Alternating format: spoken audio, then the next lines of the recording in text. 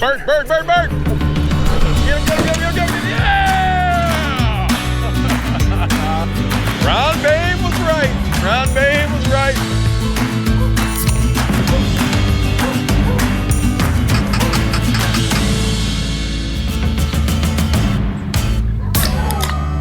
I'm feeling spry.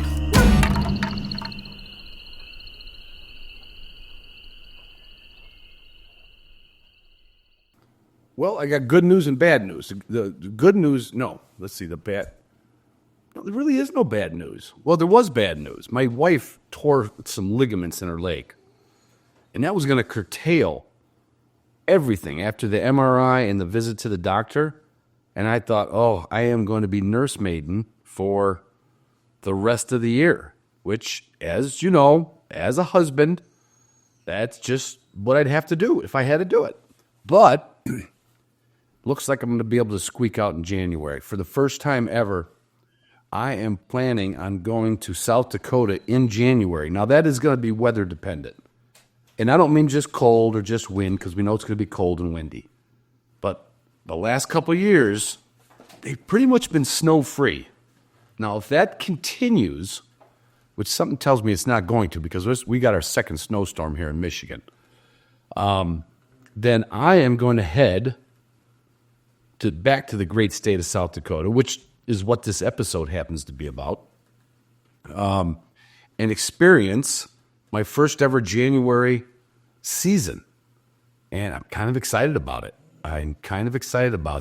As long as it's not treacherous driving, and I've got some flexibility, I can kind of watch the long-term weather, I'm going to go. And you know who's going with me? Oh, no, not my friends. Onyx. Onyx is on my dashboard. It's on my phone. It's in my blood. It's on my lap. I've been scouting this new area. I've never been to this area of South Dakota before.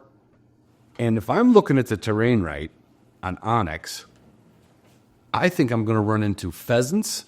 Well, I know I'm going to run into pheasants by the intel I have on this place. But I looked at the topography around this area, and I got a feeling I might get into some winter sharptails if they allow it. I don't mean they allow it, the state. I mean, if the sharptails allow it. But you're going to hear something on this episode about one of my strategeries to try to get some winter sharptails. That's worth this episode alone. But Onyx is going to be there leading the way every day, along with my Gunner kennels. You know, it's the best transportation kennel you can put your dog in. And they just came up with a new rack for the top of it. I think it's made by Quack Rack. And they make tops for like, the big Can-Ams and the side-by-sides. They made a mini one that fits and bolts right into the top of the Gunner kennel. And believe it or not, I suggested this idea probably 6 years ago. And I just sent Gunner a picture of my prototype. And I said, you're lucky you didn't make it out of stainless steel and it looked like this thing, because we'd have a problem. I would own part of Gunner Kennels. That's a bit of an exaggeration. But anyway, I sent Addison and Luke a picture of it, and they thought it was pretty cool. So I just got them in the mail yesterday, and I'm going to put them on top of those. It's a great idea, because you can put your food on top, your gloves, your collars, shells, and it gives you that like a 3-inch tray. Picture a baking pan, 3 inches tall, that lines up with the handle bolts, and it's just the way it always was.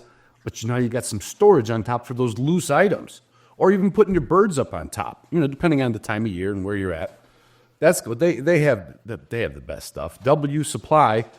You cannot go to W Supply to get a Gunner Kennel. You have to go to Gunner Kennel to get a Gunner Kennel. But you can get everything else at W Supply.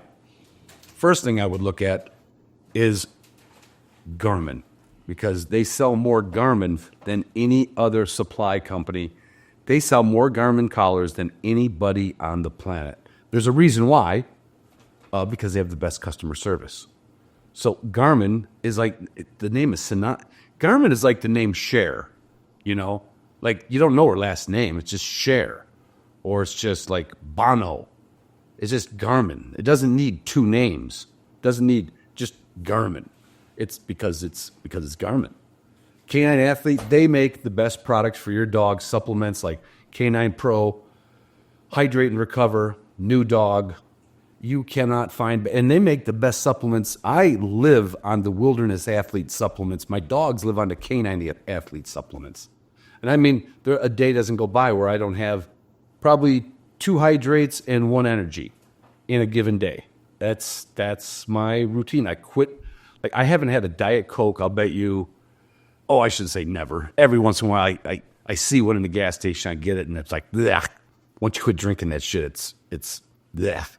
But I drink that every day. My dogs, some of my, depending on the dog, they have a little Canine Athlete every day.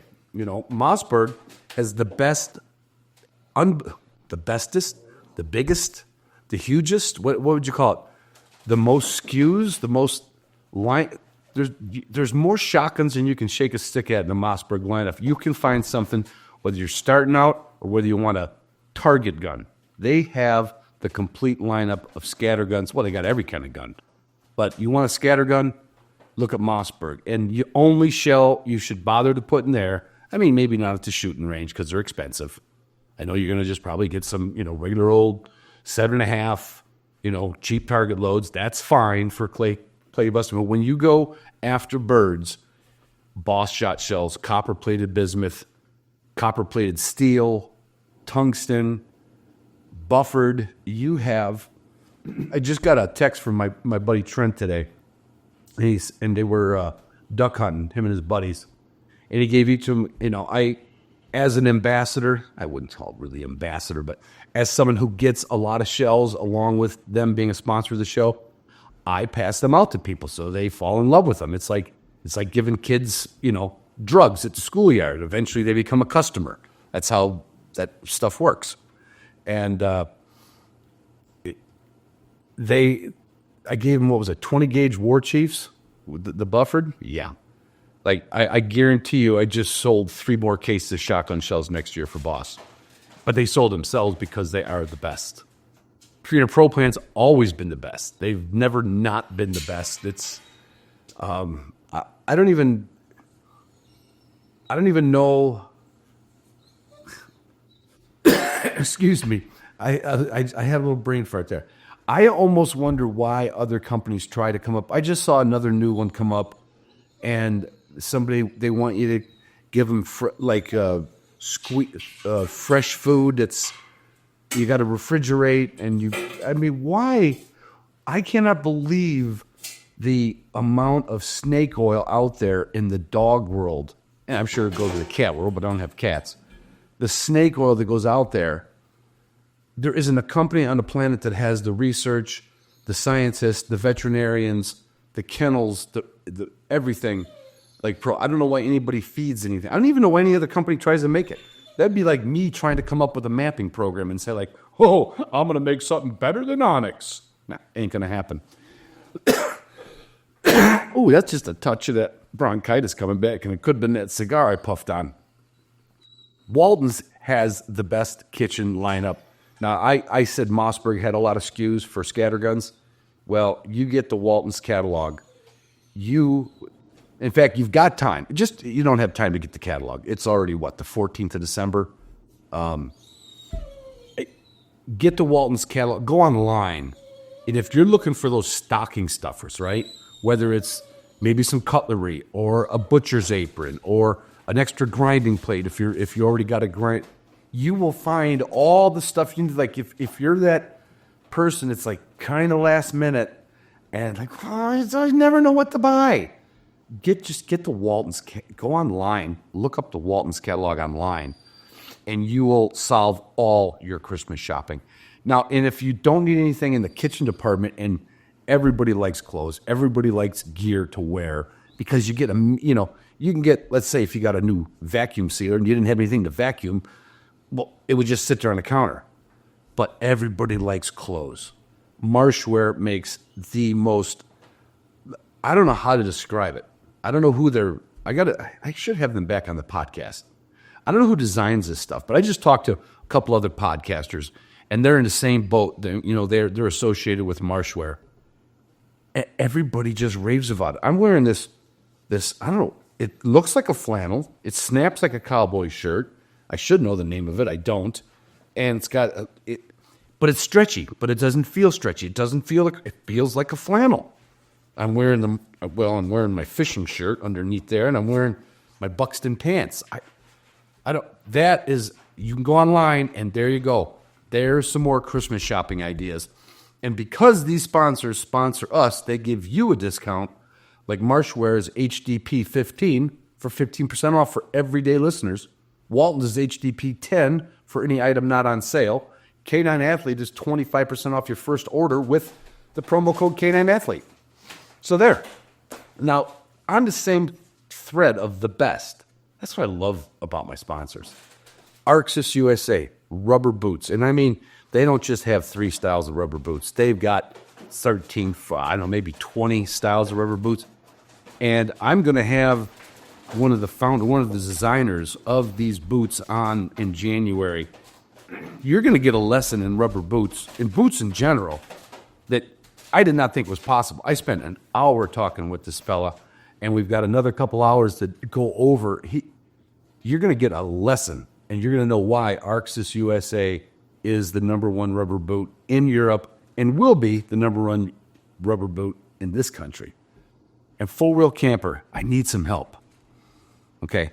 Now, I don't think anybody's going to listen this long except my really good listeners, like, let's say, my patrons, who, by the way, just got a Christmas card or should be getting that any day now. And I shot a video Christmas card for my Patreon patrons, and I told them what's coming up for them or can be coming up for them in 2025. Here's what I need you guys to do. If you're still listening, that means you're not to skip the button because you're like, what the hell is Ron going to say next anyway? Okay? Four Wheel Campers, I wanted them to come to Kansas City to Pheasant Fest like they did last year to Minneapolis. And it didn't happen. I don't know if they couldn't get another dealer to get there because I told them I'd bring my truck on the floor, but then they got to rent a space for a second truck and someone's got to be there to do paperwork. I'm not selling campers. I'm going to sell you on the camper, but I don't sell them. So I need a few of you. We don't want to make it look obvious. I need a few of you just to write to Four Wheel Camper and just like somehow work it up like a question like, are there any trade shows that I can see them? I heard they were at Pheasant Fest last year. Are you guys going to be there? Okay? You see what I'm saying? Don't tell them Ron told you to do that.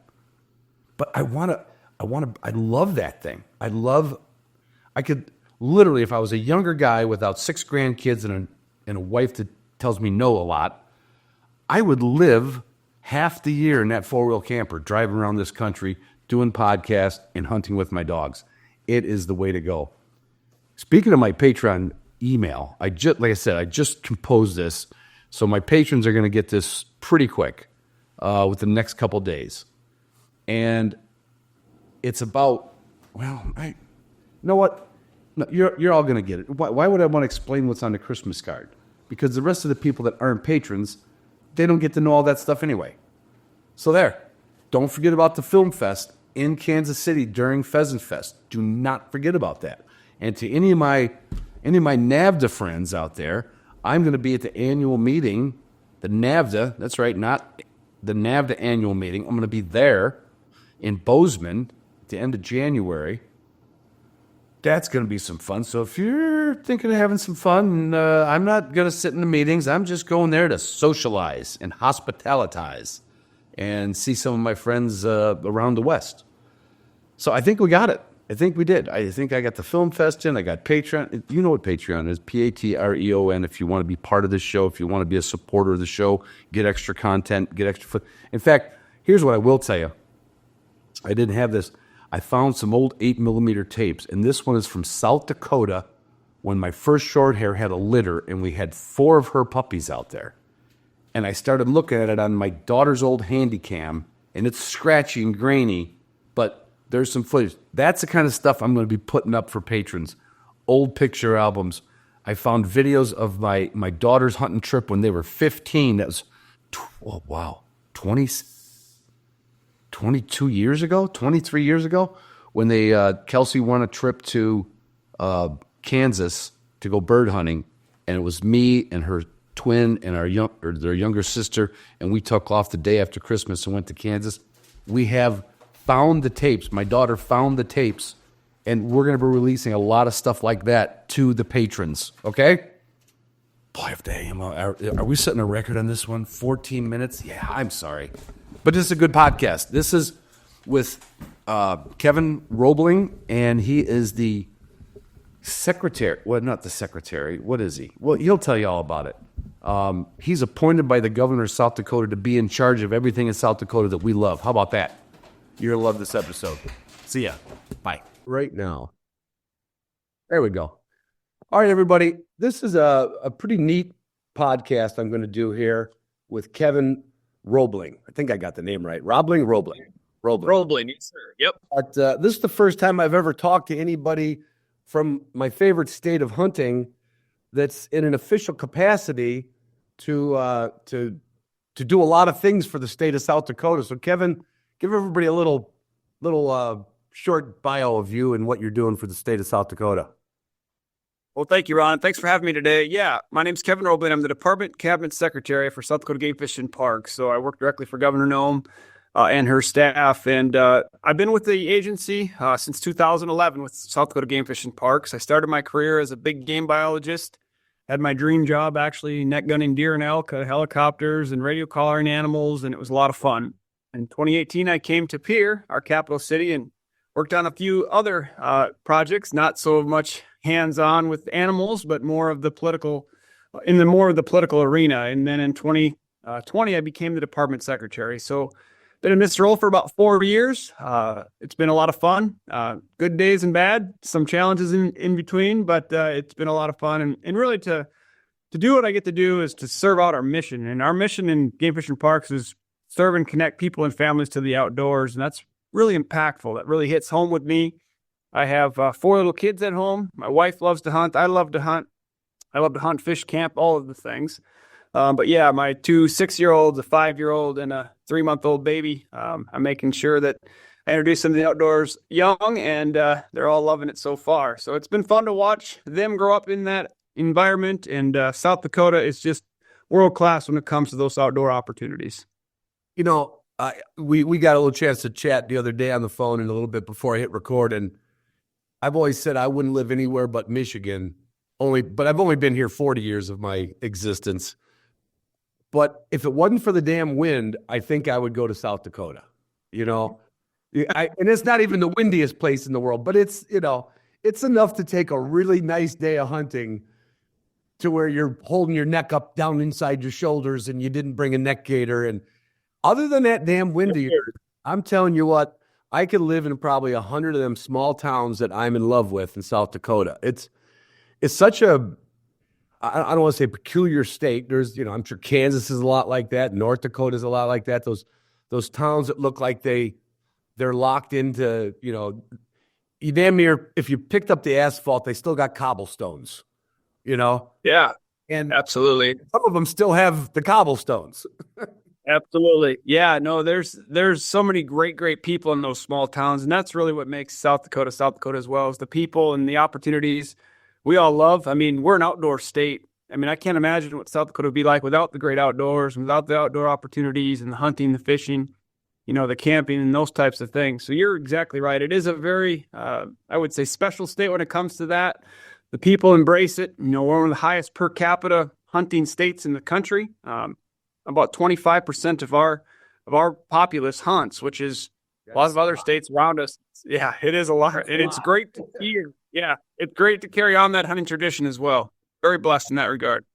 I have one other anecdotal story. A good friend of mine, he hasn't come out with me in the last couple of years, but he swears he will now with his new knee and his new hip. All of us, I don't have anything replaced yet, although I need it. But we were in... I think it was 2016 election. We were hunting in Tyndall. Again, I've hunted a lot of areas of South Dakota that are not really known for. That's not where everybody goes, right? But you can still knock on a door and you still have your favorite places. And you just like to go back to the same restaurants, the same bars, And this one little bar, it was originally the bank in town. And they had the 2 opposing candidates that were running in that town. It's like half the town was in the bar. And we found out that they all get along just great. They're all drinking together. They're all congratulating each other. And I think the turnout rate now I could be wrong on this. It was like 96% turnout rate on voting in that town. Now, That's awesome. yeah, it's a little town, but still it says a lot about it just doesn't change. It's just, does the population of South Dakota ever increase? It actually has been as of late. The last 5 years, really, COVID, put somewhat us on the map. Governor Noem did a great job promoting our state, our freedoms, that we're open for business, all of those things, and that has brought a lot of folks here. And we're starting to see, smaller communities get a few more folks in them, but the larger communities like Rapid and Sioux Falls are definitely growing. Those are the places that we're seeing the exponential growth, if you will. Yeah, because like the Dakotas are always known for having like under 1 million people living there, right? It's something like, yeah. We're still at under 1 million. We haven't surpassed the 1 million mark. So Let's not do that. I agree. A couple I looked up some stuff and you sent me some, I got to get my other laptop popped up here. The revenue that just the hunting brings into South Dakota. And I got to imagine it's mostly pheasant. I don't think that many deer hunters go to as many, nowhere near as many as bird hunters go. But you have more non-resident small game hunters show up than you do have resident, and you still have 25% of your population hunting. I mean, there's some magic there. There is a lot of magic there, and it really is. It's a way of life here in South Dakota. Hunting really is a way of life. It's instilled in our outdoor heritage, our family traditions. Opening day of pheasant season is a holiday in South Dakota. I mean, we roll out the blaze orange carpet. There's a lot of family get-togethers at ranches and farms and those types of things that folks look they wait all year for those opportunities, and they celebrate the openers. Same with deer season too. I mean, deer hunting is a big thing in South Dakota. We also have antelope, and we have elk, and we have, prairie grouse. Numbers are really, really good. But back to pheasant, yeah, I mean, we'll bring, 85, 90,000 non-resident pheasant hunters that hunt the general season. Another 20,000 of them hunt at preserves. And then we have, again, another, 60, 80,000 residents as well. So you start adding all that up, and you're looking at quite a lot of, just a lot of participation, a lot of pursuit of the great rooster, and it's been good. We've had a great pheasant season. Our hatch was phenomenal. We had a pretty mild winter last year, so our overwinter survival was very, very good. We got some timely rains, which helped our habitat as well. So stars aligned, and we are bearing the fruits of that happening, and it's been a phenomenal pheasant year, really. Where I go to two. I always do two different trips, and one of them is to a lodge. I bring a bunch of my listeners there. And that's a fun experience. You get on the bus and you push and you block.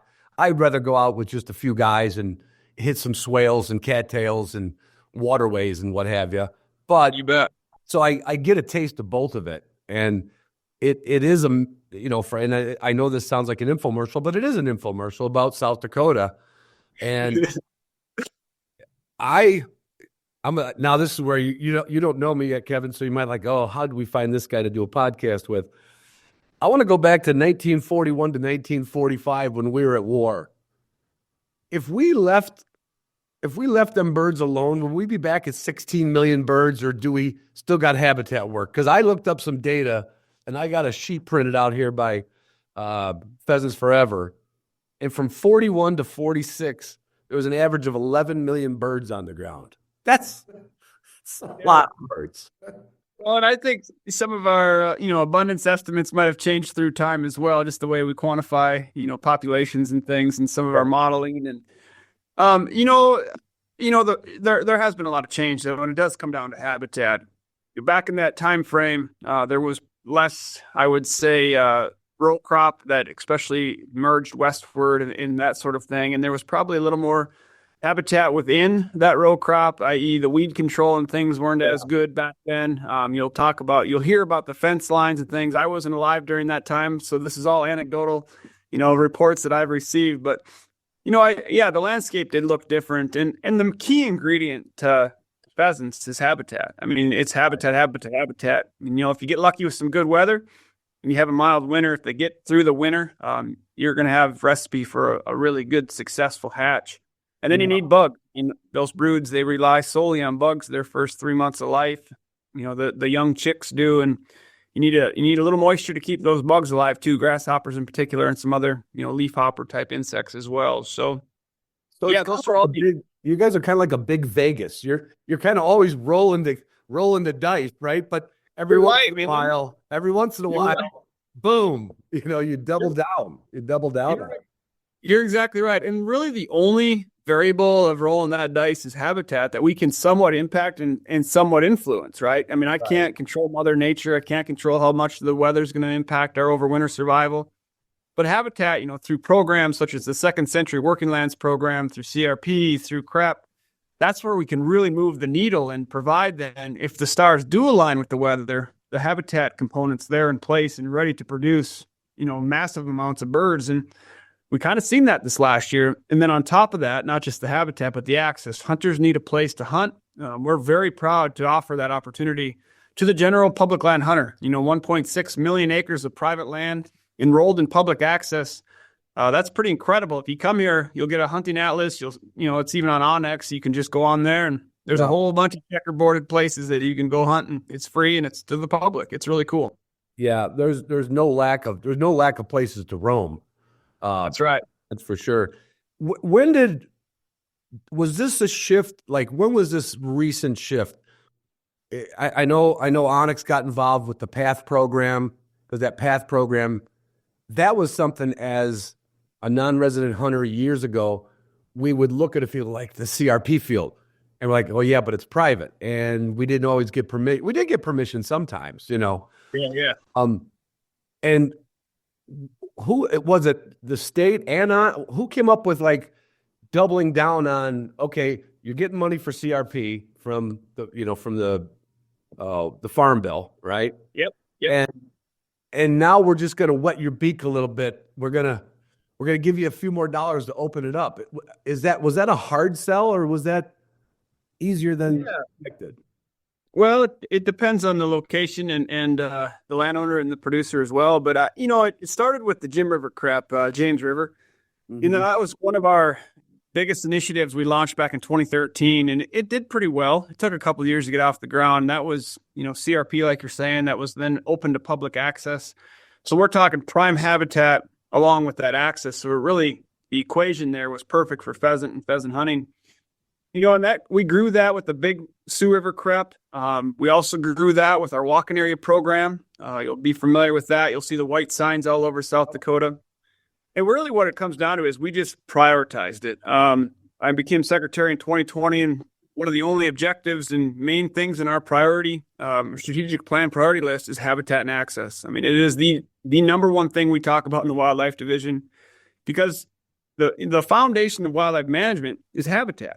And the silver bullet to R3, which is recruitment, retention, reactivation, in my opinion, and I get in arguments with folks all the time, is access. People need a place to hunt. And if they have a good place to hunt with good habitat and it's open to the public, we're going to continue growing this base of outdoor recreational users. We're going to continue growing hunting as we know it. We've seen that in South Dakota. It's been proven to work, and we're going to continue growing it as we speak. So we're proud of that. We're super excited about it as well. I would assume, like any organization, you mentioned to me yesterday, if I knew Marilyn Vetter, who's the now CEO, and you're in communication with her, I'm sure, in things. And I remember when she became president of our group, NAVDA, and that's the North American Personal Hunting Dog Association. And I remember them talking about their 5-year planning. Like, they're at a meeting and they're planning. Is that what it's like when you're trying to build this? Like, you don't have like a set goal, like, oh, if we do this for 5 more years, what's that look like in planning? Is it push beyond that, or is it? It is, yeah. No, I call it the long game, actually. That's what I refer to as to staff. I mean, we're playing the long game right now. It's not a 5-year, it's not a 10-year, it's a 30-year, it's a 50-year, The future is hunting as we know it. I mean, it's going to take a solid foundational base of habitat. And if we don't have the building blocks of that first, and we don't take care of that and prioritize that, then the access thing doesn't matter, because the wildlife won't be there to prosper and do really well. And yeah, PF has definitely got that same, I would say, strategic vision that we all are working towards. And we can do it together with producers, egg producers. I'm a cow calf guy myself. I run cattle as well. As you do different things to the land, i.e. different grazing strategies, different, rotational grazing, different fencing, all of that, as you move that water around, I mean, you can just see the landscape change with those different habitat management strategies. And you can definitely see then how that impacts the wildlife. And as we work with these egg producers across South Dakota, that's where we really can make an impactful difference. And we've been doing that as well. I always tell my staff, we're going to meet our customers where they're at. We're going to drive down their driveway, have a cup of coffee with them, talk about habitat, talk about wildlife, and talk about how we can make them even more profitable in their day-to-day farm and ranch operations, because that's what, farm the best, conserve the rest in a sense. That's all the things that we're talking about here in South Dakota. And it's exciting because we have a whole bunch of folks that are willing to work with us and have been working with us here in South Dakota. It's a lot of fun. And this is another one of what we call a Ron question, because I always bring things back to being an old guy, right? So when I used to knock on doors, very often the wife would answer the phone because, those guys were all older than me and I was in my 30s, right? So yeah, they were like my mom and dad's age. So I related with them. And I'm just saying, most of the women were home, or nowadays they're out there driving the tractors during harvest time, but they've always done that. The toughest women in the world live in South Dakota. I see as many women driving tractors and combines and semis, but they would always kind of refer to their husbands and say, well, let me ask my husband, or when he comes back, I'll ask him, right? Yeah. Is that generation of the age of farmers now, I got to believe they're kind of handed down to the guys maybe now they're only in their 50s and they're farming, or are they more open to these ideas of, farm the best and save the rest? Or was it easier to do? Would it have been easier to do with the older guys, or you think it's easier to do with the younger guys, the younger farmers? I would probably say the latter. Not a fair. And a lot of it has to do with the technology we have now to our disposal. We have yield monitors, we have variable rate seeding and variable rate fertilizers, and we have, a lot more soil sampling opportunities. And there's so much technology that goes into farming every single acre across South Dakota. So we know exactly where we have yield drag and where we have really good, productive soils and productive farms. And we look at those yield maps and we say, instead of putting, this 5 acres in corn over here, we can save you money by putting it back into perennial grass. And here's how, those types of things. So we're using that data and information to help that producer make more profitable decisions. And at the end of the day, I mean, that's what all farmers trying to do, is run a successful business. And it's what our ranchers trying to do as well. And they're trying to keep food on the table and make money to sustain themselves and their families. So we're going to hopefully help them with conservation intermixed within. And that's been exciting because there's a lot of folks that have embraced that, especially, I would say, the younger generations. Yeah. Yep, love data. I'm a data guy. I love data. I love looking at data. Like if somebody came up to you and said, you know what you could do with your cows, your cattle, you might go but if your dad was running, he'd be like, I know what I'm doing with my cows. Don't tell me what I'm doing with my cows. Exactly. I mean, if somebody said, well, I can put 30 more pounds on your weaning weights and here's how to do it, I would be listening, because that then equates to profitability down the road. Those are the conversations we're having, and it's starting to really take fold here in South Dakota. There's a thing at South Dakota State University called Every Acre Counts. It does just that. They're looking at the economics of, every acre. That's what it's called, Every Acre Counts. And then looking at those yield monitors and yield drag areas and saying, all right, instead of those gravelly hilltops, wet saturated bottoms, or those salinity areas, that have salt flats, you'll see those white salt flats out in some of those fields. Let's put that back into grass. And, oh, by the way, we'll pay you for it as well. We have programs like Second Century Working Lands Program and CREP and CRP that all are incentive type programs that take that marginal row crop then out of production and put that habitat back on the landscape. Yeah. I mentioned this to you yesterday. When I first traveled out there, I kind of took it all for granted. It was like, oh, here's a place to go and here's a place to hunt. And there was bird. I mean, my favorite thing about South Dakota back in the day, and still is, the road hunting. I won't agree with the guy who put in the 10 o'clock rule. And that was, I wrote that down somewhere when that came up. When was that? Oh no, in 1929 they had the noon start. Now I don't know where that one. And when I started, it was a nooner start. You know. Yeah, we just changed that noon start literally like 5 years ago. Yeah, it wasn't that long ago. No, sir. Thank God I don't need that much time to recover. I don't need, I would like to get out before I eat lunch. And I know. Me too. This is another Ron question. That tailgate conversation has probably come up in the Capitol and everywhere you've hunted. Does anybody have the real reason it was a noon start back in the day? Well, I mean, some of it came down to tradition. That was one of the main reasons I've heard, because it's always been that way, right? It's always been that noon start. So businesses could host hunters and have morning breakfasts and kind of kick off the event of that excitement and an opening weekend. The other was, some said that it was about letting the pheasants eat in the mornings. They're all along the gravel. They're all out eating at that time. And it would be too easy if we started it too early just to go shoot your three birds in a sense. So there's been varying degrees of reasoning that I've heard. And pheasants do feed in the mornings. There's no doubt about it. They are at the side of the roads, picking gravel and doing that sort of thing. So I could definitely see that. And also hunters want to have a little more time in those small communities, going to the gas station, getting coffee, getting ready for the big hunt, those sorts of things as well. So both of those things can still happen, with the 10 a.m. We like the 10 a.m. I know some states are 9, some states are, I think most states are 9, 8. Yeah. So I'd be okay with 9, but there's no reason. And I do is on a hunting sense. Yeah. Same thing when I go to North Dakota, I chase Sharpies there. Although I have chased Sharpies on a couple reservations in the past. And you had plenty of sharptails out there and some prairie chickens down in southern part. I think the main reason though, Ron, for me, I go duck hunting and deer hunting before pheasant hunting. So it's just perfect. I mean, you can do the trifecta in one day. So as long as we have you as the cabinet secretary, nothing's changing.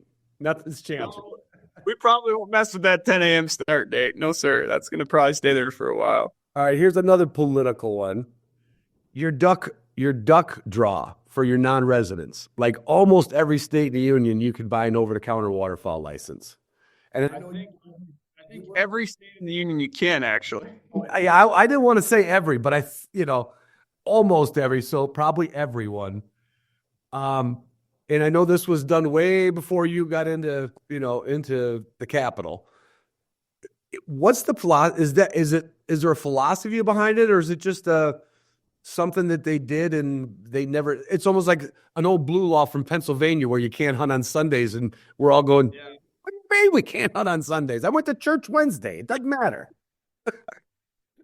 Yeah, Ron, this is one of those that's, oh man, it's interesting. We've taken runs at this numerous times within the legislature. Our commission's very in favor of expanding some opportunity to non-residents, and it ends up in the legislature when they do something.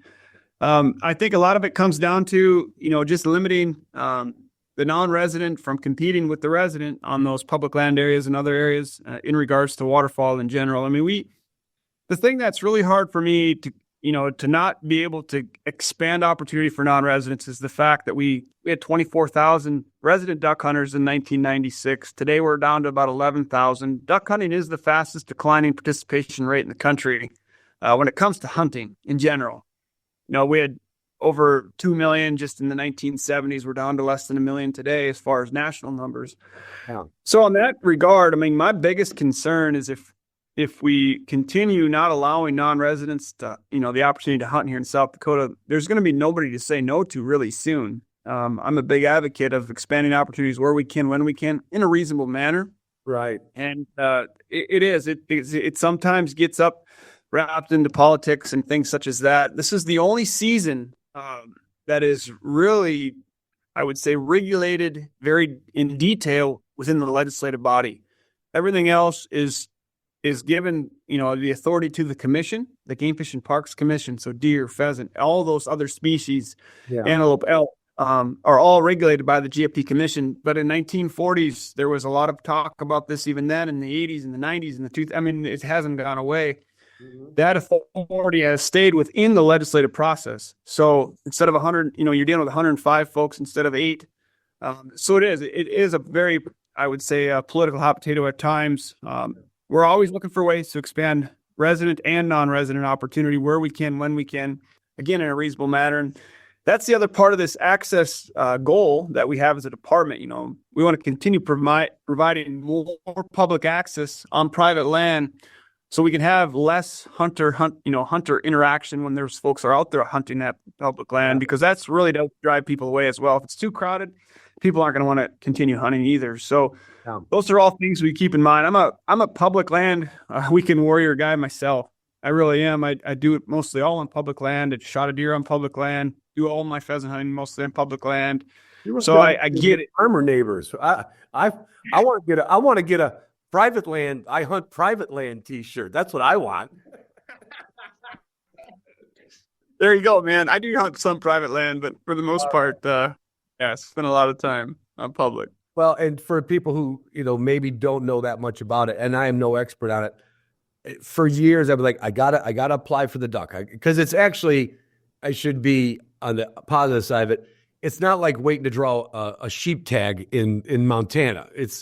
I think the most you'd end up, waiting is a couple of years to get your waterfowl. But it would be a great thing if you could, but it is doable.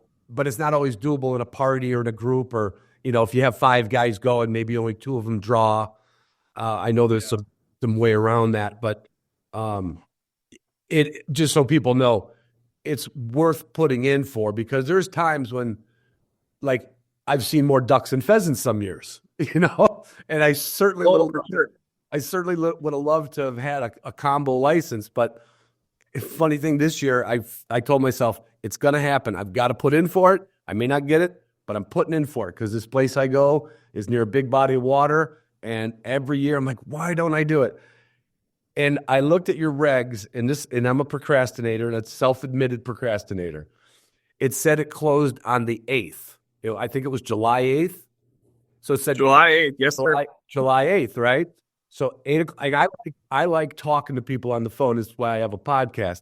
I called I wanted to get my application in. And the nicest lady, like, you guys have the best people answering phones. Good. You get your license. You could just get frustrated at your iPhone or your Android and just call them and get your license right over the phone, right? I love it. And this lady goes, well, that's closed, sir. I said, no, it's open till the 8th. She said, yeah, 8 o'clock in the morning on the 8th. I was like, God, I mean, just close it on Friday, Kev. I'm sorry, buddy. Yeah, we probably should take another look at that. I mean, we used to have it where the online applications were going to be due on Tuesday, and then the mail applications are due on Friday, and it was there's a lot of variability. And the thing about, I continue telling staff, is we got to keep things simple, right? We got to make it so the hunter has no barrier to participation, and as far as simplifying regulations, the complexity of waterfall, though, is way up here. I mean, we're talking as complex as we can possibly make it at times, and that really does turn people away as well. So we're working on that. I promise you, it's on my radar. I was actually talking about waterfall structure, season structure this morning with staff. So it's funny you mentioned all this, and there'll be some things that we hopefully can streamline in the future. You have my word on that. Well, that's great. That's great, because this procrastinating old guy might just keep procrastinating. Don't do that. Don't do that. No, I'm gonna keep kicking as long as I can. You mentioned something, and I don't know if this is how all states are or not, but you mentioned, like, when your group's trying to do something, you said it's eight people, right? Our commission, yep. We have 8 commissioners. Yep. I gotta imagine you all get along. Like, there's just 8 of you, right? Is that normal for state to state, or is that just South Dakota's size of their commission? Because it seems like, boy, that's a really nice, as opposed to, like you're saying, going to the state legislature with 100 people, that and only 75% of them hunt, maybe, right? So Oh, less than that typically, yeah. yeah. Yeah, so the way our process works is our legislative body, our 105 senators and representatives, gave authority to 8 game fish and parks commissioners that are appointed by the governor. So my position, I'm a secretary, which isn't a commissioner. So I'm a direct report to Governor Noem, but Governor Noem does appoint these 8 commissioners. So I work really closely with the 8 commissioners. There's really some stringent requirements within statute as well. 4 must be farmer or ranchers. 5 must live on the east side of the state. There's got to be no more than 4 from the same political party. So there's some real, we'll say stipulations. Yeah. So in that regard, those are the folks that are kind of the front line of receiving public comment, receiving public petitions, and then the department's there to provide recommendations to them and guidance to them when it comes to especially the biological things that we all are associated with. And we have, I have 560 staff that are essentially they're committed to the biology and the management, and then also making sure that we're meeting social threshold tolerance levels, making sure we're not having a bunch of landowner depredation on private land, those sorts of things. So it is definitely a balancing act, inserting all of that information into some of these public, I would say, recommendations at times, and it does work very well. Most states do have a commission. Especially the western states. Now, there are states to the east that utilize their legislative body to help make about every decision that's done within a game, fish, and parks agency. Minnesota is one of those states. They don't have a commission. They have a commissioner that reports directly to the governor, very similar to my role, but they don't have a commission. So it is, I would say, I'm very favorable of having a commission. It definitely helps. It's another layer of public really just so the public can get involved, and have that opportunity to voice their concerns and talk about deer numbers and talk about, what are we going to do about X, Y, and Z? And those are very healthy conversations. We just had a commission meeting yesterday, and we had a group of landowners show up that had a whole bunch of elk on their row crops, and we don't have an opportunity yet for those folks to harvest elk in that area. So those are good examples as to how we can continue receiving feedback and build more relationships. I'm a firm believer the world's built on relationships. As we grow, those relationships, we only get stronger as an agency. So those are all things that we're going to keep working on. And we have a great commission, great folks on there that are passionate about serving the public as well. Yeah, that's interesting. I didn't realize that. So 4 of them are just, I shouldn't say the word just, they have to be farmers or ranchers to get that side of the coin. Yep, absolutely. Yeah. So 50% of their income must come from 50% or more must come from farming or ranching. Yep. So you're getting the real deal. You're not getting somebody whose dad used to be a farmer, and he's now a lawyer. You don't have 8 lawyers on there. Yeah, that's right. And some other states have different stipulations, like Colorado. They got where they don't hunt. Some are supposed to hunt, some don't hunt. I mean, there's different stipulations across all different commissions, and I'm very thankful for the way ours is set up. I'm biased, I think ours is done right, but I do. Some of the things that I do get is why an even number. A lot of commissions are 7 or 9 or 11 or even 5. We have 8, obviously, but it takes 5 votes to pass anything. So regardless if there's 6 people at the meeting that day, we need 5 votes to pass anything. So obviously that is a little higher hill to climb as well. And our commission works very well together. We very seldom have a dissenting vote where they're for the most part are always pretty much on the same page. You can explain. Yeah, it's easy to explain it to somebody who's living it and somebody who's, I could see where you could never want to go the path of like Colorado with ballot bill biology or something like that. Now, is that an impossible? Like we have that problem in Michigan, but we have Michigan United Conservation Clubs in Lansing, and they're like our protector. Like they see every bill coming across that the legislators in Michigan who are from Detroit. They don't know anything about grouse hunting or crane hunting or duck hunting. But MUCC sits in our capital, and they're our watchdog. Yeah, so we get some goofy ballot things come up. Does South Dakota have a ballot thing like that where they could just come up with a goofball ballot? Absolutely. So, yeah, it could. I mean, the ballot box biology is somewhat of a threat anywhere if you have enough signatures to get it on the ballot. You know, if that referendums and is changing the Constitution, you would need a resolution either by the legislature or petition with enough signatures from the public indicating that there's a desire for change, right? So it could happen. We haven't had anything such as that here in South Dakota, and I would hope that we could, head it off before it became an issue, before it became a ballot initiative in a sense, just through the strong partnerships we have within our sportsmen and women organizations, in our ag organizations as well, within our retailers organizations and tourism. All of those folks that I referenced all understand and they know the value of our outdoors and hunting and fishing and trapping and all of that, and they don't necessarily want to jeopardize any of that either. We're a team in this whole outdoor thing here in South Dakota, and we're proud of that. We're hoping to keep that alive. It is right. I think I asked you yesterday about hunting pheasants in the snow, right? And are you guys covered up in any snow right now, or is it still open ground? It's pretty wide open. There is some snow in the northeast. We call it the Arctic tundra up by Watertown, like the coldest place on earth. It seems. I used to live in Clark, South Dakota. But no, it's been a super phenomenal, I would say, fall, and now we're into winter. I'll call this winter. We're into December, and like this weekend, highs of 55 on Saturday, tomorrow in Pierce, South Dakota, with no snow. Perfect weather for the dogs. We won't hunt in the mornings. Been back in the truck.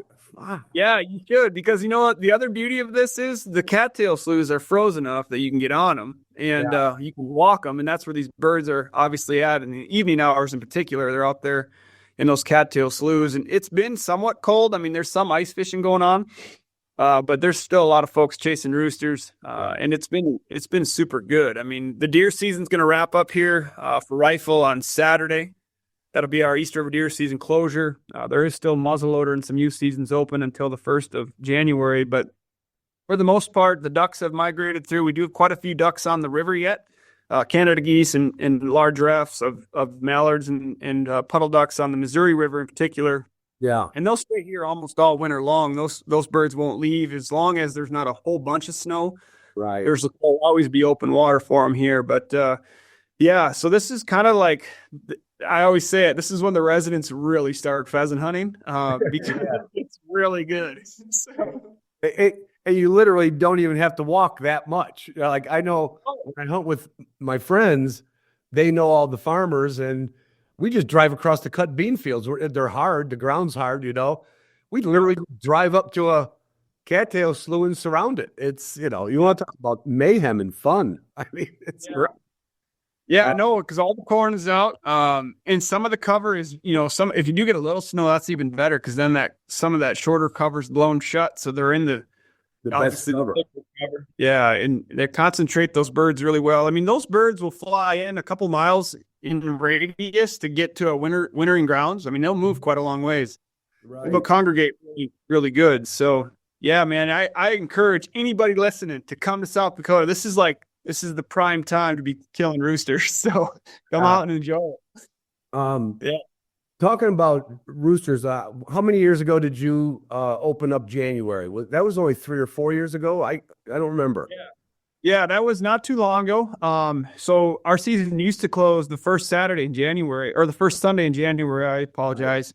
And we did extend that till the end of January 31st. And this year we extended our grouse season till the end of January as well. So not only can you come here and hunt pheasants until the end of January, you can also shoot prairie chickens and sharp-tailed grouse, and we got a lot of them as well. The cool part about grouse is if you find one, they're not going to be just by themselves. They'll be like hundreds at this time of year. They'll be in these large flocks, and there's always one more that's going to flush, regardless of what you think. Like 50 will get up, 10 will get up, 5 will get up, and then there's one more. So be ready. Look, there's always that one that was procrastinating about getting his license. There's always that one. That's right. If I was a sharp-tailed grouse, I would have been shot as a child. I'm telling you. It's like, what? Oh, it's time to go. It's time to go. No, that's right. I have I read an article. I can't remember the fella's name. I think it was in Pointing Dog Journal. and he decoyed sharp tails, just like you would decoy ducks in. And Really? yeah. And so 2 years ago, I was up in North Dakota and I brought my decoys. There's a fellow that makes duck decoys, and he made me some sharp tail decoys. Now, I will say they kind of look like a duck, but they have a perfect sharp tail head, and quit laughing. And they are painted just like a sharp tail. So from a distance, I think it would.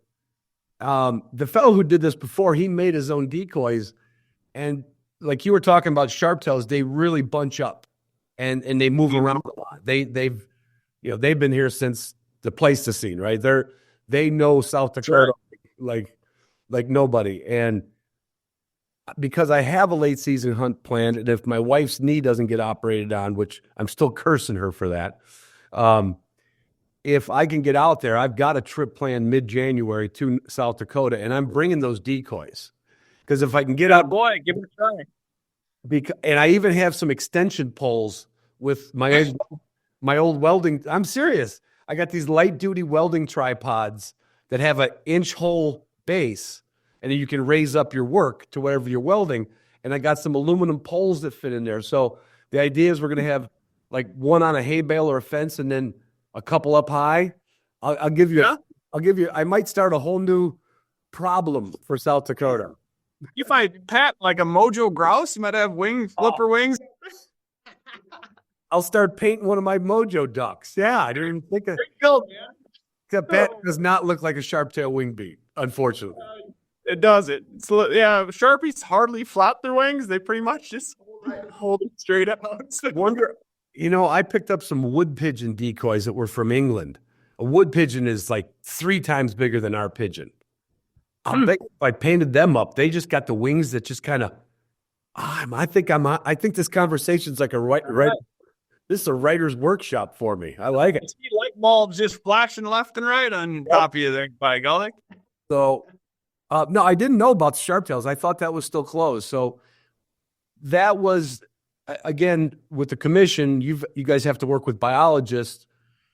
I think anybody could see that by taking only, roost, it's the only game species we can be sure that we're taking males out of the population, which, like you said, when habitat's right, weather's right, and those dice go down the crap table, those hens make the babies, and we got a great year. Yes, sir. Was there a concern that too many roosters could be taken, or how did that work when you decided to open that up for grouse? Yeah, I mean, so we did it. There was a bunch of studies done, a few years back now, that looked at harvest rates in different time intervals of the season. Obviously, the vast majority of our harvest of grouse and prairie chickens occurs in the first few weeks. September through October is when we see the majority of our harvest occur. Yeah. Now with grouse this late, we suspect less than 10% of our overall harvest was going to come from that extension, past the first Sunday of January. So allowing that opportunity isn't going to be a highly sought after opportunity for a lot of folks, but it also doesn't put folks in a precarious position where you have pheasants and grouse in the same area. Right. And yeah, it's just one of them deals where if you're pheasant hunting, and you see a grouse, by golly, folks can have that opportunity now. So, yeah, I don't see it being a biological concern. We have upland game biologists that looked into that question pretty thoroughly. There was a lot of mark data. We radio collared grouse back in the day and did look at some of those movements and then harvest rates. We did some, I think it was leg recovery, band recovery information, band recovery data. And then we also look at the big thing with grouse. They're very boom or bust. And again, it comes down to the actual weather that it plays a huge role, and then the habitat conditions. But we do those wing boxes. I don't know if you ever hunted out here in South Dakota, but there's wing boxes all over. So when you harvest, a grouse and you clean your birds, we ask you submit these wings. Well, these wings then indicate your age ratios. So your juvenile birds versus your adult birds. And this year's age ratios and last year's in particular have been very, very good.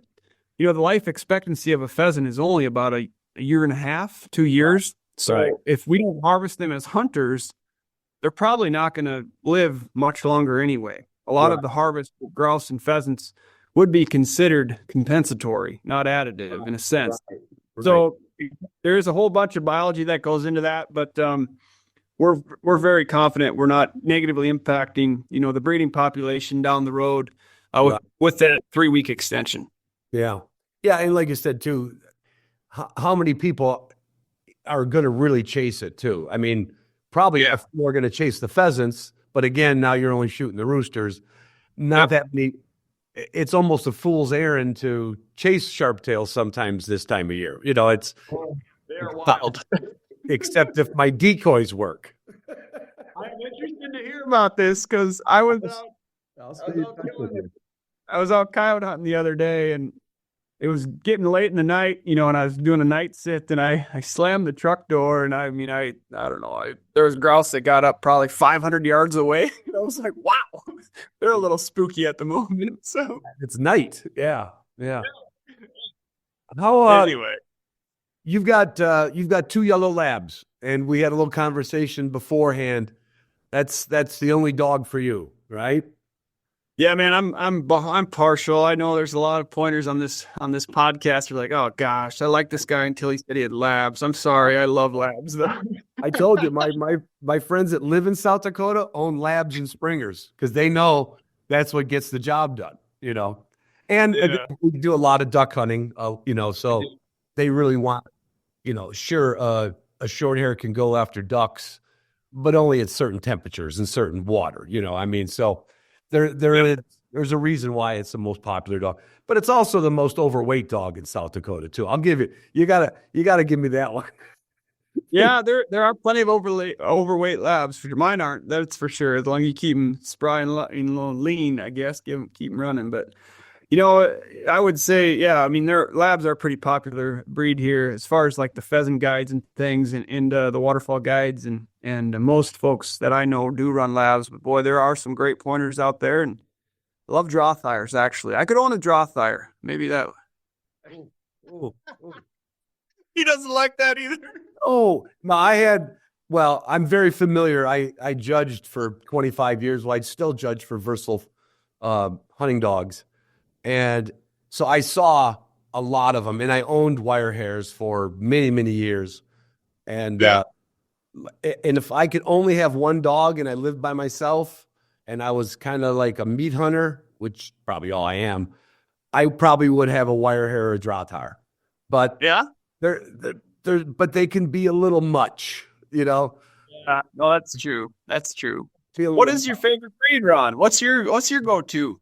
Yeah, it's embarrassing. It's my little Cocker Spaniel. I got a little field bred Cocker Spaniel. Her only problem is she's not strong enough to go really crush any cattails, right? You can kind of dig through them, but boy, when the going gets tough, she just bounces off of them. I have a wire hair he's pretty decent, and I have a couple of embarrassingly untrained Bracco Italianos. I was kind of known for that breed for a couple decades. Very cool, man.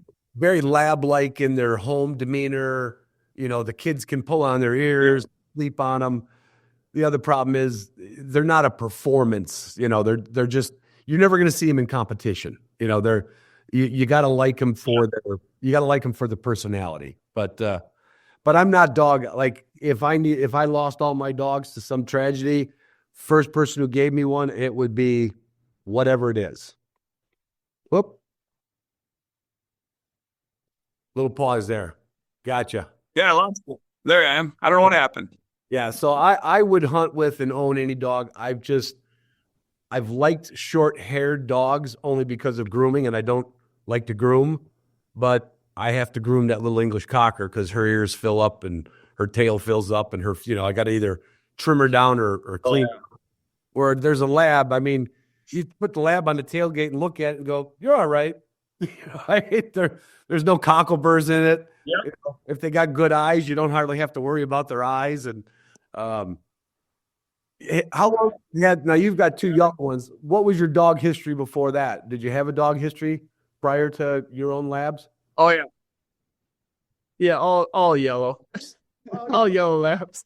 I think the last 5 dogs I've had are all yellow labs. I used to train shed dogs too, actually. That did a lot of shed hunting back in the day. And now that I have 4 little kids, that doesn't happen as much. But yeah, no, we did that, and I don't know why. I just like the color yellow, and I kept with it. But they're all good. I mean, all don't matter what color they are. And I actually will be hunting with a Cocker Spaniel tomorrow. I got a buddy of mine that's got a pretty good one, I must say. All right. Little dog, but she gets the job done. Yeah, that'll be fun. That's funny you say that. Yeah. All right. How about if I put you on the spot now? I got a little quiz. I have a You quiz. betcha. In what year was the pheasant declared the official state bird of South Dakota? Oh boy. See? Now we know how they hide. 23. 1943. Oh, geez, a little too early. So we celebrated our 100th. So this is a good segue, though. So we celebrated our 100th pheasant season in 2019. So that'd have been 19 when it started. On my birthday. Yeah, there you go. Really, on your birthday? 30th. That's the day you guys opened up. 30th of October. The first one you guys had, it was on that sheet in 1919, and it opened up on October 30th. Yeah, I didn't know that. That's my birthday too, Ron. October 30th is my birthday. This is getting weird, man. This is getting. Oh man, I got a new connection now in South Dakota, and people are going to call bullshit on it. I just know it. It's getting weird. That is weird. That's too funny. So we launched this thing called the Second Century Habitat Fund. So ensuring the second century of pheasant hunting is as good as the second. So we've been really pouring a lot of effort into raising money for habitat. Governor Noem's been leading the charge on that. And the Second Century Initiative is really doing well. We're enrolling tens of thousands of acres into more habitat programs, more public access. So that's kind of fun that you mentioned. When did you start? What was the anniversary, I guess, or when did the state declare the pheasant state bird? So little history there. Yeah. And do you know what year the highest amount of CRP and the highest amount of birds were in the last, let's just say last 20, 30 years? Do you know when that was? Oh, it was probably 2002 or 3. 2007. You had 1.5 million acres in CRP. That is, Yeah. where's it at now? I'm not holding you to an acre exact, but is that something that's harder to do? I mean, because you're working on so much habitat and access, but CRP is its own. It is. So right now we have, it is harder because it's dictated by the Farm Bill, right? So right now we have 900,000 acres of enrolled CRP. But what we've done, and this goes back to Second Century as well, we've kind of created our own state CRP program that's completely separate from the federal government. There are a lot of producers out there that just don't want to deal with that program and some of the bureaucracy and ties that comes with it in a sense. Mm-hmm. So our program it's a 10-year commitment. You take marginal row crops, put it into perennial grass. We provide the seed. It's like a $75 an acre across the board. And we pay you that up front, and you keep it in grass for 10 years, and it's pretty much a done deal. I mean, it's easy, really easy. So we try to somewhat offset some of those opportunities for the CRP in the Farm Bill with the state-run program. And that's what Second Century is really focused on here as of late. Wow. You guys are taking I hate to say it, but you're taking kind of serious. We do, man. This is a big deal to us. Habitat. You have a heck of a smile. You like to laugh, but I think when you go to work, it's all business. It sounds like. Yeah. It is, man. Well, I'm just super passionate about it, like you are, right? I mean, we get a short snippet in time to make a difference in this arena. I call it the arena of wildlife management and ensuring that our kids and our kids' kids have an awesome opportunity to hunt. I mean, if we don't do this, that all goes away. And I can't imagine my life without this. I mean, hunting. I just can't. I mean, I just can't imagine it. Yeah. I mean, my neighbor, Jerry, when I moved to Michigan, that was almost 40 years ago, he said he could go right up the railroad tracks and hunt pheasants. And that's obviously been gone from West Michigan 50 years, right? Yes, sir. But you can see how pheasants were, I grew up in Illinois. I grew up in Chicago. I have to admit it was actually in Chicago. But we wandered out. We had a buddy's dad who was a pheasant hunter from Minnesota, and he took us out once in a while and got us kind of into that whole thing. And those states that didn't keep an eye on it, they really lost it. I mean, they lost it big time. And Yeah. I mean, I know the incentives there for South Dakota. It's always been the capital of course, but it didn't get that way because it didn't fall out of the sky that way. You guys work at it. It's really neat to see that and to hear some of the what goes into your long-term planning. Like your when I said, do you do a 5-year plan? It sounds like you're doing a 100-year plan, really, if you're doing this next 100 years. Exactly. And I would say we are. And you know what also is really cool about it? It's not just game fishing parks doing it. It's Chamber of Commerce's in small cities. It's retailers associations. It's the tourism industry.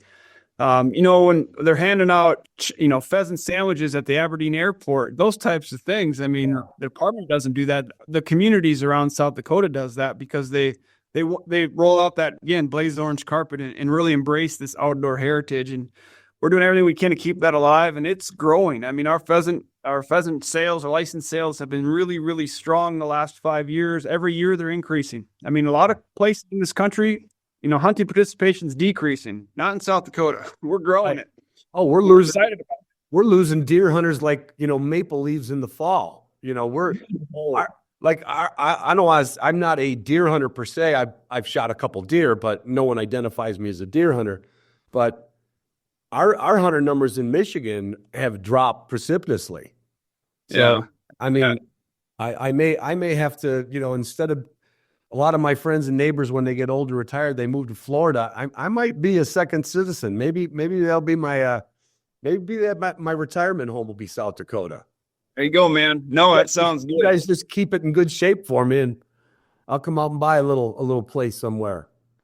Well, I guarantee you we're not going to slow down. I guarantee you we'll work our hardest to keep it in good shape. That's for sure. I mean, it is. Mother Nature hopefully will help us this winter too.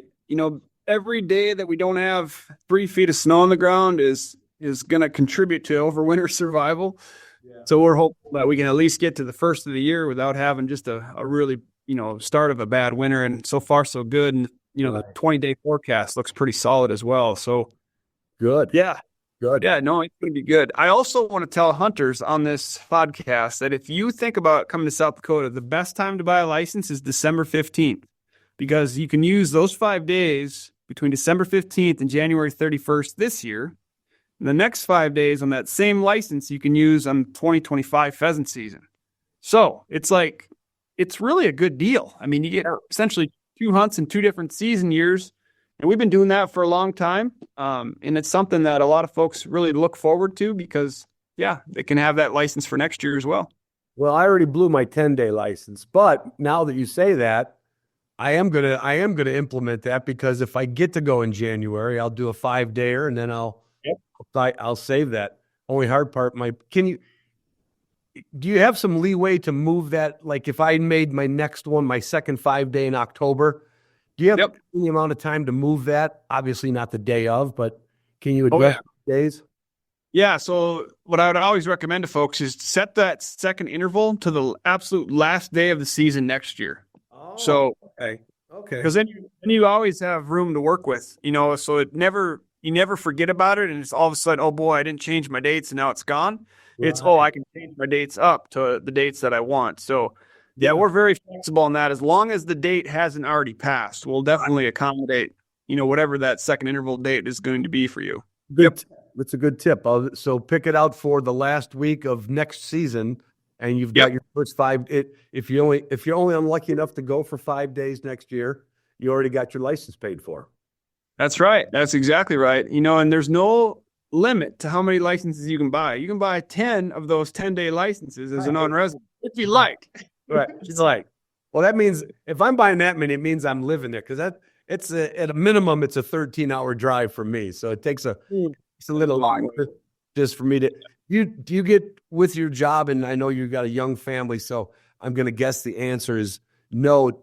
But do you venture to any of the other states and do a little bird hunting, or do you don't almost need to, or out of a policy thing? I do.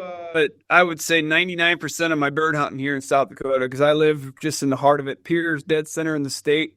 Super good pheasant hunting and great waterfalls. So I don't go far for that. And there's also grouse. Yeah. But I do go out of state for elk. I do elk hunt in Colorado, Wyoming. Over the counter archery is mostly what I do. It's just the DIY hunt, do it yourself kind of hunt. And I do love doing that. I got horses. I go in the mountains and have a little fun doing that. So You haul your horses to Colorado? oh yeah, man. Yeah. You would. Yeah, me and Bort was stuff. I mean, don't invite me on that one. Don't invite me. I didn't get to go this year though. I didn't go this year because my wife had a baby the end of August. So I was out. And usually we go the second weekend in September. So no elk hunting out of state for me this year. But that's okay.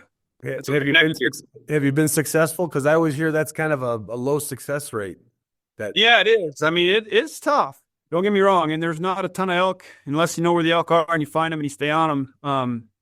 Yeah. Oh yeah. We usually have at least one bull in camp. You know, that's hopefully always the goal. Go with 4 or 5 guys. And I'd say it ranges between 20 and 30%, you know. That sounds about average, but you see. Yeah. Now, you know, if that was my average for getting a pheasant, I wouldn't bother driving to South Dakota. Yeah, I know, right? Well, it won't be. I promise. It's one of those deals. Exactly. No, there's way more opportunity at pheasant hunting than there is sometimes to find an elk in the mountains. But I expect to miss 25 birds when I go to South Dakota. You know? oh, that's right, boy. So last time I was out, I got to tell you a quick story. I was hunting with a group of commissioners, actually. And the first 5 birds that got up, and it was exactly what you were referring to, a day that was blowing like 45, 50 mile an hour. I'm not even kidding. It was blowing that hard. We almost canceled it because of the wind, and it was cold blowing wind. And I couldn't hit them at all, Ron. Like the first 4 or 5 totally missed because they would get up and fly right back over you, you know, going Mach 600. Yeah. So then I was feeling like, oh my gosh, they're going to think I never hunted in my life. And then finally I started, you know, clicking and things went much better. But I missed too, buddy. It happens. It just happened to me. It's a humbling moment, let me tell you, especially in that wind. Especially if you're especially in your capacity. You should be. Well, here's the comment that the guy said next to me. He goes, "Are you the secretary for the Department of Health?" And I just started laughing. So even at your level, you go out there and you're busting on each other and having that's what everybody loves about pheasant hunting. You know, it's Yeah, I mean, sure. if you're trying to, you know, my friend Connor says, my best day is just me and my dog. I can go out and get my 3 birds almost without trying. Like, but the fun of it is always the people, you know. Oh yeah. I mean, I know I wouldn't drive that far if it wasn't for getting to see my friends, some friends that I've made since I've been there. In fact, last year I went back in toward Tyndall again because we had a family from church we met years ago gave me his mom and dad's name, and they lived north of Tyndall a little bit, and the last name was Yerke, and there's a lot of Yerkes around there. Yeah. So I get my Onyx out, which I used to have all the plot books that you got at the county courthouse, which I still saved all them. I don't know why, but I have them somewhere with all my little, 3 north, 2 south, 1 east kind of thing. What? And I look up and I swore that his name, when I saw Rudy Yerke, I'm like, that's it. That's Greg's brother. And I find the house. There's nobody at the house, but there's a note on the door. And it says, "I live in town. Call me at this number." Oh, nice. I mean, like, who does that, right? Someone's going to be knocking on the door, probably looking to go pheasant hunting. That's right. That's cool. And I was like, oh, great. I called the number, and of course, it was almost a little bit like the old Tim Conway, Carol Burnett skit where, you know, the old guy answers the phone. Hello? And I says, "Rudy, I don't know if you remember me. This is Ron Boehm, Greg's friend, your brother Greg." He goes, "Don't have a brother Greg." I'm like, uh-oh. He goes, "My cousin's got a brother Greg." I'm like, oh, thank God. But I didn't even have the right Yerke. And the guy says, "Yeah, go ahead, knock yourself out." Oh, that's awesome. It's just the best place on earth. I don't know. Maybe that's a great way to wrap it up. Or Is there anything I'm missing that, we started yakking all over the place, but that's what's fun about doing an unscripted podcast. Man. Yeah, no, I think one of the big things, everybody always wonders where the money goes from your license, right? I mean, when you buy a license, what happens to those dollars? And I assure you, in South Dakota, about every dime of those, small game or non-resident pheasant licenses go right back into habitat, go right back into access, go right back into the management. And I want folks to understand that. I mean, you are really funding conservation. I mean, hunters are the greatest form of conservation there is. And I can't thank folks for that enough, because it's a really cool model. We're proud of that. We don't get any tax dollars in the wildlife division in South Dakota. We operate on license dollars. Yeah. And so be proud of that. When you buy a license, be proud that you're contributing to wildlife management. You're contributing to public access and habitat. And we just got to keep that going, keep that tradition alive and well. We're going to do everything we can on our end as a department to ensure that opportunity exists for generations to come. I'm committed to that. My staff are. We've got great staff in this organization, and we're proud of that. So we're hoping to see everybody next year as well. Keep coming this year, but next year, I'm hoping it will be just as good. Well, I'm sure we're going to get to shake hands at some point, because I am not a bashful person. I will probably stop by. I'll just stop by the Capitol and tell him I'm here to see Kevin without an appointment. Is that all right? That's perfect, buddy. I have folks do it all the time, and I welcome that. So you do that anytime you want. I love it. I can't thank you enough for coming on and, like I said, spreading the word. Like, that is my favorite place to go. It has been forever. I've been there on years when I came home with one bird. I've been under years where I, hardly had to work for him. But every year is just as, that anticipation of when I cross that line, it says, "Welcome to South Dakota." It's a pretty fun feeling. I love it. Absolutely, man. Yeah, I know it is. Last question, Kevin. I know everything's in good hands with you in charge, you in your position as the cabinet secretary, but is this a tenured position? Are we going to be able to keep you there? Well, it depends on the next governor. Governor Holmes has been gracious enough to offer me this opportunity, and she is. Yeah, no, it is. It is a very political position. It is appointed by the governor to the individual. There has been secretaries that have, I guess, survived, the transition to the next governor. And I'm just very thankful every day I get this chance to continue doing what I'm doing. And hopefully that lasts a while, and we'll take it from there. But yeah, super proud of the team, and just I'll make the best of it while I'm here. Hopefully that's for a while. Sounds like that's exactly what you've been doing, Kevin. All right, buddy. Well, very good. I want you to text me when you have some success here in South Dakota. Give me a call anytime, and we can chat again. But this has been fun. Thanks for all you do in promoting the great outdoors. I surely appreciate it. Well, I appreciate you coming on, and I'll drop off a couple of those sharp tails that I decoyed in on the Capitol steps. I got pheasant in the crock pot for dinner tonight. I don't know. Those Sharpies are a little darker meat, a little tougher. But oh, your mom probably cut the crust off your bread. No,